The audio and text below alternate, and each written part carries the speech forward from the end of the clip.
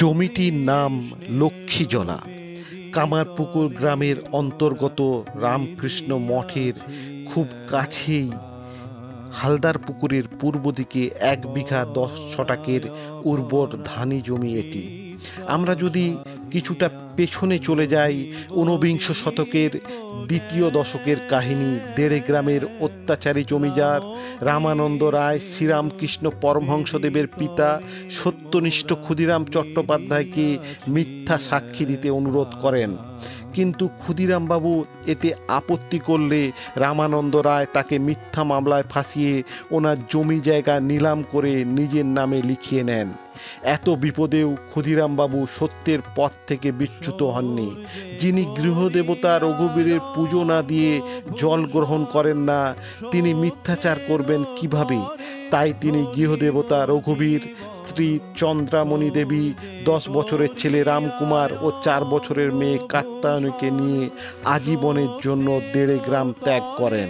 রঘুবীরের কৃপাতেই তার একটা গাছাচ্ছাদনের ব্যবস্থা হয়ে যায়।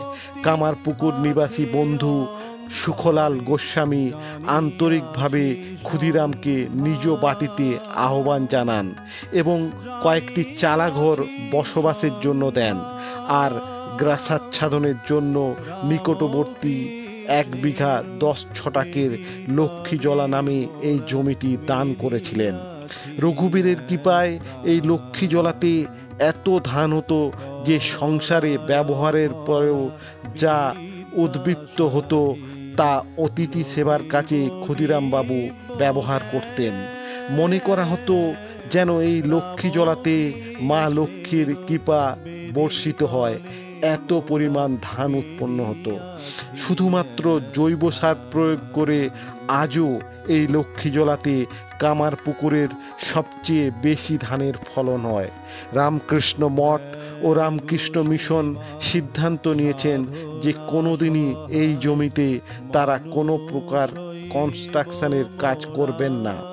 কামারপুকুরবাসীদের কাছেও এই জমিটি ছিল তাদের খুবই প্রিয়। প্রতি বছর রথযাত্রার পূর্ণতিথিতে মঠের সন্ন্যাসী ও ব্রহ্মচারীগণ এবং স্থানীয় অধিবাসীবৃন্দ মিলিতভাবে এখানে ধানের চারা রোপণ করেন। আসলে এই চারা গাছ রোপণের মাধ্যমে মহাপ্রাণ ক্ষুদিরামের সত্যের আদর্শকে, অন্যায়ের সঙ্গে আপোষ না করার দৃঢ়তাকে শ্রদ্ধার সহিত স্মরণ করা হয়। রামকৃষ্ণ মঠ ও মিশনের পরম্পরাগত বিশ্বাসের এও এক গৌরবময় ঐতিহ্য।